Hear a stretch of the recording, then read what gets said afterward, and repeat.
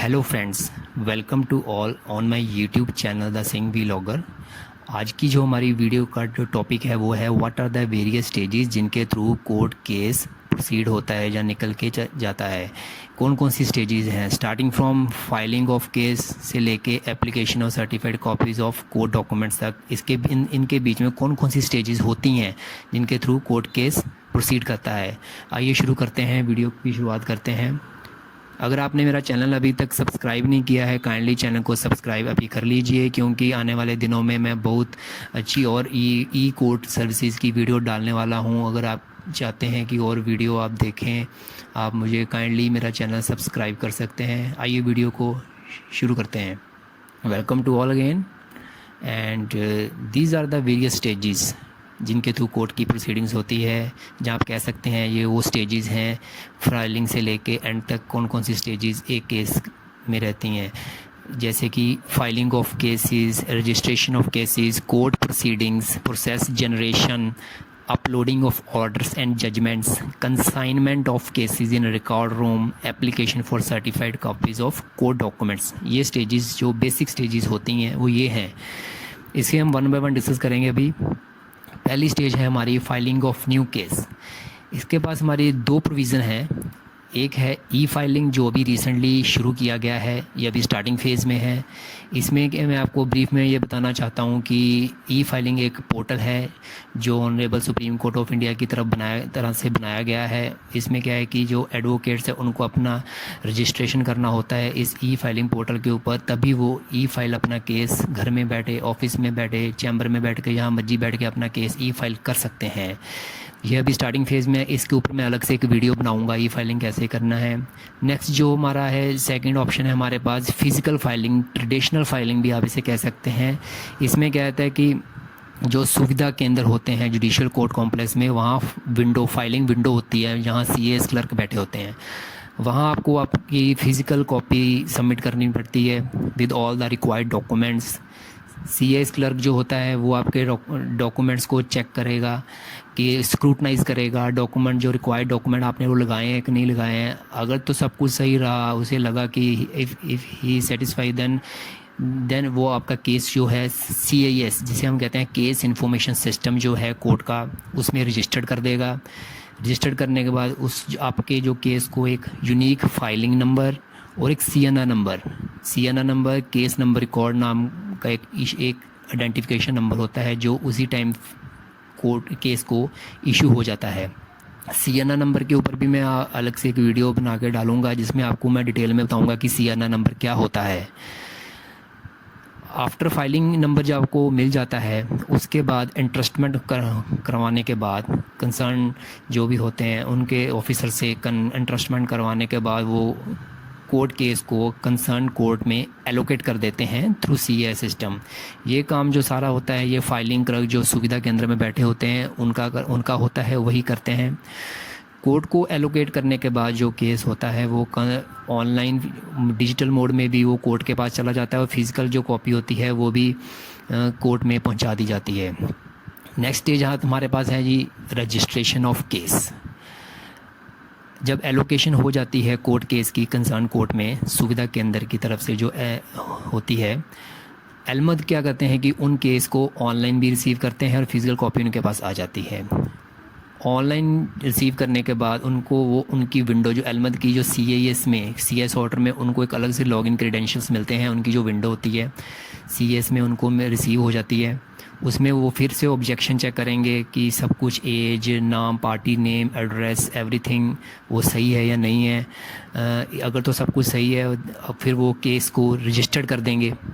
Registered करने के बाद उसका वो केस नंबर को रजिस्टर्ड करने के बाद आप उसको एक केस नंबर इशू होगा, जैसे फाइलिंग काउंटर में सुविधा केंद्र में फाइलिंग नंबर इशू हुआ था।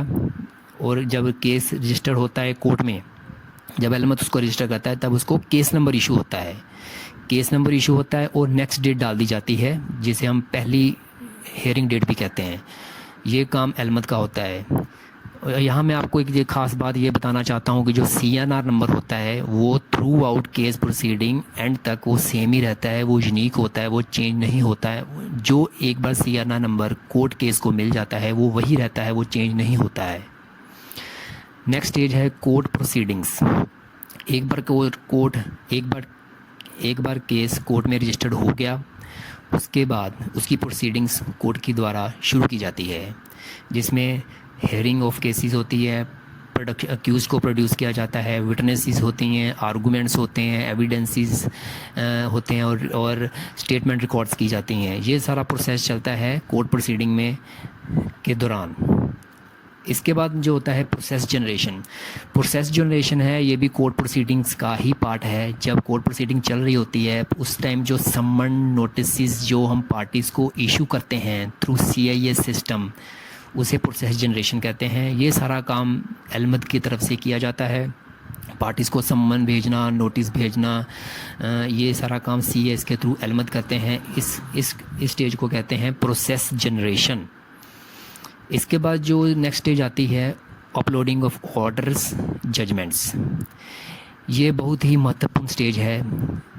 इस स्टेज में क्या होता है कि जो स्टेनोग्राफर्स होते हैं वो जितनी भी कोर्ट प्रोसीडिंग जो तारीख पड़ती है उसके ऊपर हर तारीख के ऊपर वो जिमनी ऑर्डर अपलोड करते हैं, ताकि लिटिगेंट्स को, पार्टीज़ को, एडवोकेट्स को पता चलता रहे कि उनकी जो हर प्रोसीडिंग का जो हर डेट जो पड़ रही है उसका जो कोर्ट का जो ऑर्डर है क्या है वो ऑनलाइन चेक कर सकते हैं। स्टेनोग्राफर जिमनी ऑर्डर्स अपलोड करते हैं और जब केस डिसाइड हो जाता है, फाइनल हो जाता है, उसके बाद उसकी जजमेंट अपलोड की जाती है जजमेंट राइटर के through on CIS system, case information system के ऊपर ये सारा काम किया जाता है। इस लास्ट की जो इसके बाद एक और स्टेज आती है जो consignment of court case files. जब केस डिसाइड हो जाता है कंसर्न कोर्ट की तरफ से, जब केस फाइनल स्टेज में पहुंचने के बाद डिसाइड कर दिया जाता है तो उस जो फाइल को रिकॉर्ड रूम में कंसाइन कर दिया जाता है। इसको दूसरी भाषा में आप कह सकते हैं कि जो केस फाइल होती है उसको रिकॉर्ड रूम में सबमिट करवा दिया जाता है फॉर रिकॉर्ड पर्पस।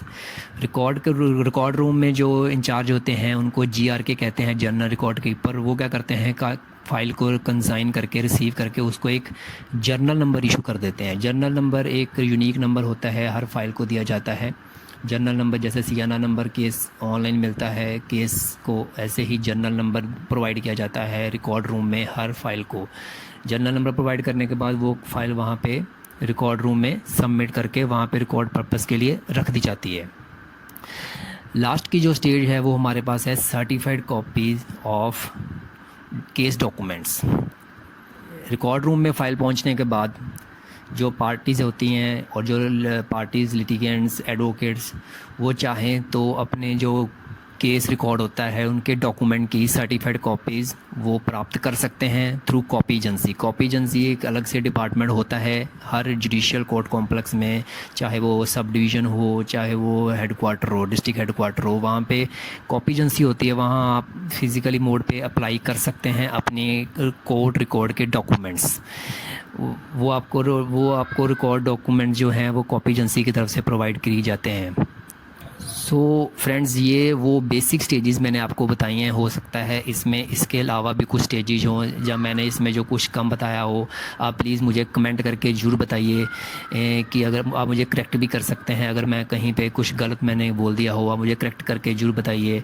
ये लेकिन मेरे हिसाब से ये जो बेसिक स्टेजेस हैं जिनके थ्रू जो कोर्ट के जो केसेस हैं प्रोसीड करते हैं।